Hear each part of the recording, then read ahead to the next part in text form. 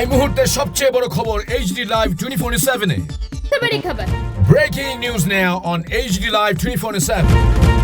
AITT Minister Shadangshu Das has presided over a state-level review meeting at the State Guest House Shinathari Conference Hall in Agartala regarding the achievements made in implementing various project activities under the SC Welfare Department for the 2026-27 financial year, and other officials of the department have also been present over there.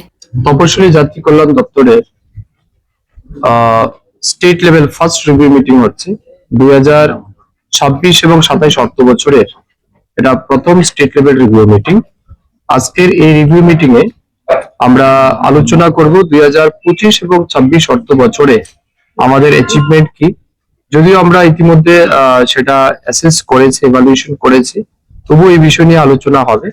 তার সাথে সাথে গত বছর আমাদের সফলতা কোন কোন জায়গাতে এসেছে এবং আমাদের ফেইলিউর কি কি ছিল সেই বিষয়গুলির উপর আলোচনা হবে। তার সাথে সাথে 2026 এবং 27 অর্থ বছরে সরকারের পক্ষ থেকে যে বাজেট বরাদ্দ করা হয়েছে বা আমরাও যে দপ্তরের পক্ষ থেকে যে সমস্ত টার্গেট রেখেছি সেগুলিকে কত দ্রুত মানুষের কাছে আমরা পৌঁছে দিতে পারি, আমরা যেন 100% স্যাচুরেশন মোডে নিয়ে যেতে পারি, এই বিষয়ের উপর একটা রূপরেখা তৈরি হবে, প্ল্যানিং হবে।